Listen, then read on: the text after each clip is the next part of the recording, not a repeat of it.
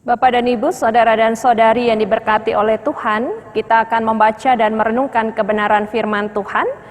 Tapi sebelumnya marilah kita berdoa mohon bimbingan Roh Kudus. Bapa di dalam kerajaan sorga, kami akan membaca dan merenungkan kebenaran firman Tuhan. Bimbinglah kami ya Roh Kudus sehingga kami dapat memahami kebenaran firman Tuhan dan melakukannya dalam kehidupan hari kesehari. Diamkanlah semua suara dalam hati kami, jauhkan pikiran yang mengembara kian kemari, dan berfirmanlah ya Tuhan, karena kami telah sedia untuk mendengarkannya. Amin. Mari berdiri dan membuka Alkitab yang terambil dari 1 Korintus pasal 8, ayat yang pertama hingga ayatnya yang ke-13. Dan yang akan dibaca pada ayat 9 yang menjadi ayat nas, yang menyatakan, tetapi jagalah supaya kebebasanmu ini jangan menjadi batu sandungan bagi mereka yang lemah. Demikianlah pembacaan Alkitab. Yang berbahagia ialah mereka yang mendengar dan melakukannya. Terpujilah Kristus. Haleluya. Haleluya, haleluya, haleluya. Dipersilahkan duduk kembali. Bapak dan Ibu, saudara dan saudari yang diberkati oleh Tuhan Yesus, tema renungan kita pada malam hari ini adalah sikap umat di tengah keanekaragaman. Berbicara tentang keanekaragaman atau keberagaman, tentunya berasal daripada Tuhan. Dan kalau berasal daripada Tuhan, maka tugas manusia hanya dapat menjalani di tengah-tengah keberagaman yang ada, baik itu suku, budaya, sosial, ekonomi, agama, pendapat, dan masih banyak lainnya keberagaman yang ada. Dan oleh karena itu tentunya tidak mudah. Tugas dan tanggung jawab kita sebagai manusia ketika berada di tengah-tengah keberagaman. Di satu sisi tentunya akan menjadikan sebuah hal yang positif, karena dengan keberagaman kita pun juga dapat tertopang. Melaluinya ada banyak hal yang juga bisa kita alami dan terbangun di dalamnya. Tetapi ada juga sisi-sisi yang melemahkan. Tidak sedikit dengan keberagaman yang ada akan mendatangkan konflik, karena tidak bisa yang beragam itu menjadi seragam. Sehingga tidak sedikit juga dijumpai ada hati yang terluka dan masih banyak dampak negatif lainnya. Dan itu yang juga menjadi pergumulan bagi kita sebagai masyarakat dalam kehidupan berbangsa dan bernegara. Lalu bagaimana sikap umat di tengah-tengah keberagaman yang ada? Melalui firman Tuhan di malam hari ini berbicara tentang daging yang menjadi persembahan yang diberikan kepada berhala. Di satu sisi, Jemaat Korintus ini juga berada di tengah-tengah keberagaman atau pluralitas masyarakat yang ada.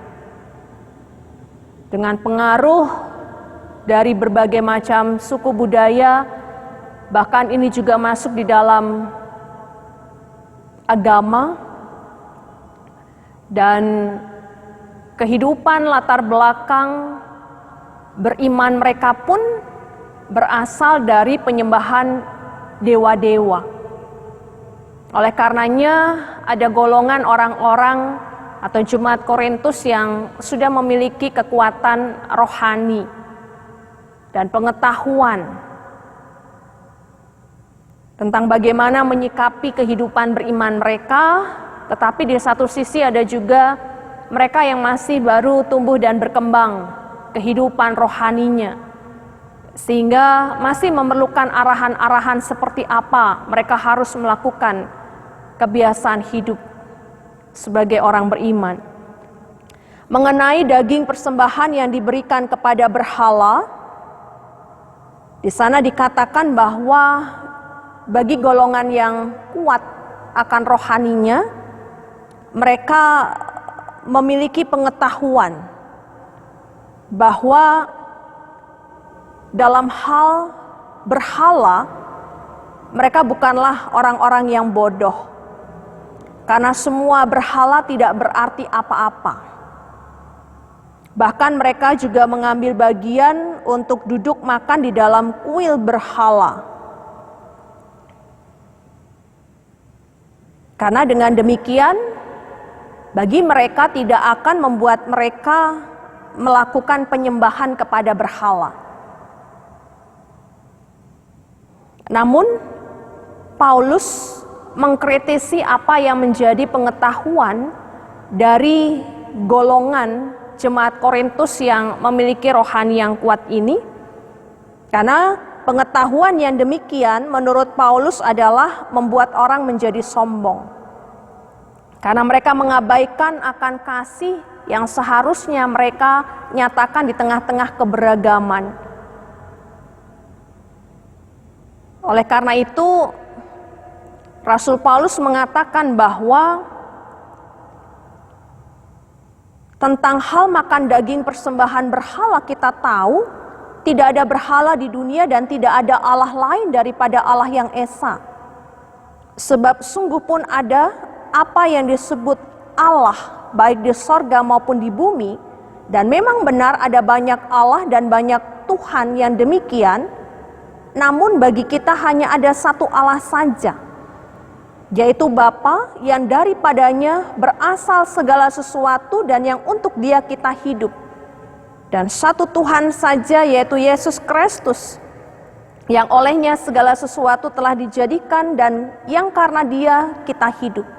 Pada ayat ke-4 hingga ayatnya yang ke-6. Hanya ada satu Allah saja.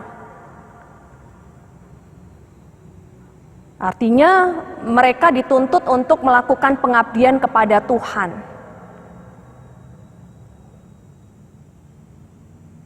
Oleh karena itu, pemahaman yang ini tidak salah, tetapi Rasul Paulus mau mengarahkan bahwa tidak semua orang mempunyai pengetahuan seperti itu pada ayatnya yang ke-7. Dan hal ini merujuk kepada orang Korintus yang masih mengalami kehidupan rohani yang lemah. Karena ada orang yang karena masih terus terikat pada berhala-berhala, makan daging itu sebagai daging persembahan berhala. Dan oleh karena hati nurani mereka lemah, hati nurani mereka itu dinodai olehnya. Oleh karena itu Rasul Paulus mengatakan kepada jemaat di Korintus, golongan yang kuat untuk menjaga supaya kebebasan mereka jangan menjadi batu sandungan bagi mereka yang lemah. Termasuk ketika mereka duduk makan dan memakan daging persembahan berhala. Karena dengan jalan demikian orang yang lemah, yaitu saudaramu yang untuknya Kristus telah mati, akan menjadi binasa karena pengetahuanmu. Jika engkau secara demikian berdosa terhadap saudara-saudaramu dan melukai hati nurani mereka yang lemah, engkau pada hakikatnya berdosa terhadap Kristus. Dan jalan yang dipilih oleh Rasul Paulus supaya dia tidak mendatangkan batu sandungan bagi orang-orang yang lemah adalah pada ayat yang ke-13, karena itu apabila makanan menjadi batu sandungan bagi saudaraku, aku untuk selama-lamanya tidak akan mau makan daging lagi, supaya aku jangan menjadi batu sandungan bagi saudaraku. Bapak dan Ibu, saudara dan saudari yang diberkati oleh Tuhan, Melalui firman Tuhan di malam hari ini, ada 3 hal yang menjadi sikap iman kita sebagai umat di tengah-tengah keberagaman yang ada. Yang pertama adalah mari kita dasarkan hidup beriman kita pada pengetahuan yang sempurna yang adalah firman Allah, sehingga dengan hikmat yang datangnya daripada Allah, kita dapat melakukan mana yang berkenan bagi Tuhan dan mana yang tidak. Dan kita tidak mudah jatuh di dalam kesombongan. Hal yang kedua adalah firman Tuhan mengajak kita untuk menciptakan kasih yang membangun. Di malam hari ini, mari kita renungkan akan kasih Allah yang telah terwujud di dalam seluruh kehidupan kita, yang menyertai kita dan juga membebaskan kita dari dosa-dosa kita. Allah yang juga sudah menyertai kita di sepanjang 1 hari ini, yang mengingatkan kepada kita juga tentang keberagaman yang ada, supaya melalui pengetahuan yang benar, kita juga dapat menjadi umat atau anak-anak Tuhan yang juga selalu hidup di dalam kerendahan hati. Menjadi anak-anak Tuhan atau umat yang juga menerima keberagaman itu. Dan bukan untuk saling menghakimi. Sebagaimana Yesus yang juga menyatakan kasih-Nya, kepeduliannya kepada sesama.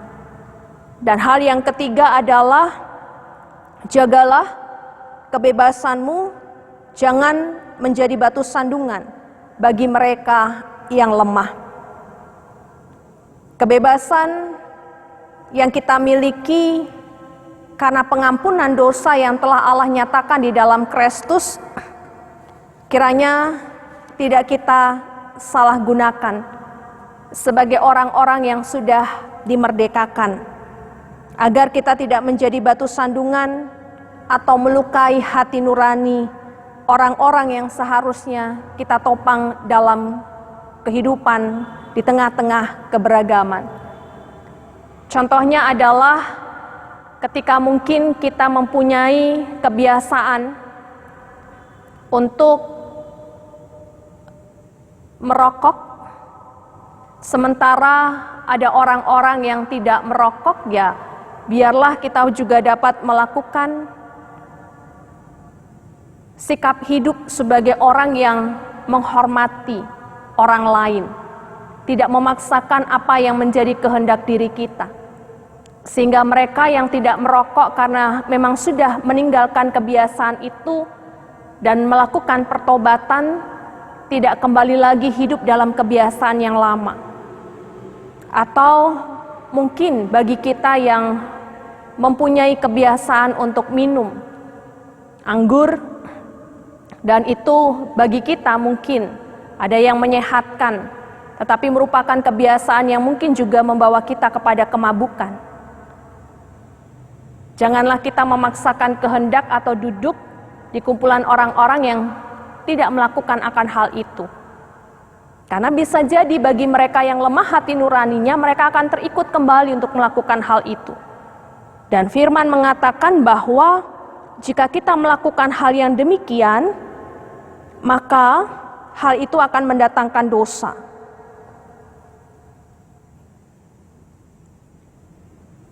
Pada hakikatnya berdosa terhadap Kristus. Oleh karena itu, Bapak dan Ibu, saudara dan saudari yang diberkati oleh Tuhan, biarlah kebebasan yang sudah kita peroleh daripada Kristus membuat kita menjadi orang-orang yang juga dapat mendatangkan berkat dan tidak menghalangi orang lain untuk dapat maju. Sama seperti apa yang menjadi pilihan Rasul Paulus, lebih baik dia tidak melakukan hal-hal yang tidak mendatangkan dosa. Sebagaimana yang dinyatakan di dalam pasal 6 ayat yang ke-12 dalam 1 Korintus, segala sesuatu halal bagiku, tetapi bukan semuanya berguna. Segala sesuatu halal bagiku, tetapi aku tidak membiarkan diriku diperhamba oleh suatu apapun. Inilah yang kiranya dapat menjadi perenungan untuk kita lakukan bersama di tengah-tengah keberagaman, di mana Allah menghendaki kita untuk bisa hidup di dalam toleransi dan juga untuk tidak saling menghakimi, tetapi boleh menjadi berkat dalam kehidupan sesama, terlebih bagi Tuhan. Demikianlah firman Tuhan bagi kita, terpujilah nama Tuhan. Amin. Mari kita berdoa. Bapa dalam kerajaan sorga, terima kasih untuk firman Tuhan, mengingatkan kami kembali di tengah-tengah keberagaman, sebagai bangsa pun di tengah-tengah persekutuan. Dan biarlah apa yang telah difirmankan kepada kami boleh kami terapkan dalam keberlangsungan kehidupan kami sebagai umat Tuhan, sehingga kami juga boleh meresponnya di dalam syukur. Sertai kami selalu ya Bapa, sempurnakan apa yang sudah kami lakukan di sepanjang hari ini, bersama dengan penata layanan yang sudah Tuhan berkati. Karuniakan kepada kami hikmat untuk tetap senantiasa menyembah hanya kepada satu Allah yang esa, dan tidak jemu-jemu untuk tetap senantiasa melaksanakan ibadah, sekalipun tetap masih harus dilakukan di dalam rumah. Bapa, berkenan memberkati akan pemerintah, TNI dan Polri, penegak hukum, tim medis, relawan, dan semua orang yang Tuhan pakai untuk melaksanakan segala tugas dan kepemimpinan mereka Tuhan. Di tengah-tengah keberagaman yang ada, berikan kepada mereka hikmat. Bahkan di tengah-tengah pandemi COVID-19 ini, untuk melayani kesehatan masyarakat, bahkan bagi mereka yang terinfeksi virus corona. Biarlah kepada mereka dikaruniakan kesehatan dan perlindungan. Dan tetap berpengharapan kepada Tuhan, kiranya pergumulan pandemi ini boleh berakhir. Memberkati peneliti supaya melalui mereka dipercayakan oleh Tuhan untuk boleh menciptakan vaksin yang membawa kepada kami juga kehidupan yang lebih baik. Bahkan virus corona ini juga boleh berakhir. Terima kasih Tuhan, inilah yang menjadi pengharapan syukur kami. Tuhan memberkati kami dalam istirahat malam kami, sehingga kami boleh dihindarkan dari segala hal yang tidak berkenan dan dibangunkan di hari yang baru dalam syukur kepada Tuhan. Ampunkanlah semua salah dan dosa kami, dalam pengasihan-Mu kami mohon, dengarkanlah doa kami. Peliharalah kami dalam kasih Kristus Tuhan dan Juru Selamat kami yang hidup. Ia mengajar kami berdoa. Bapa kami di sorga, dikuduskanlah nama-Mu, datanglah kerajaan-Mu, jadilah kehendak-Mu di bumi seperti di sorga. Berikanlah kami pada hari ini makanan kami yang secukupnya, dan ampunilah kami akan kesalahan kami, seperti kami juga mengampuni orang yang bersalah kepada kami. Dan janganlah membawa kami ke dalam pencobaan, tetapi lepaskanlah kami daripada yang jahat. Karena Engkaulah yang empunya kerajaan dan kuasa dan kemuliaan sampai selama-lamanya. Amin.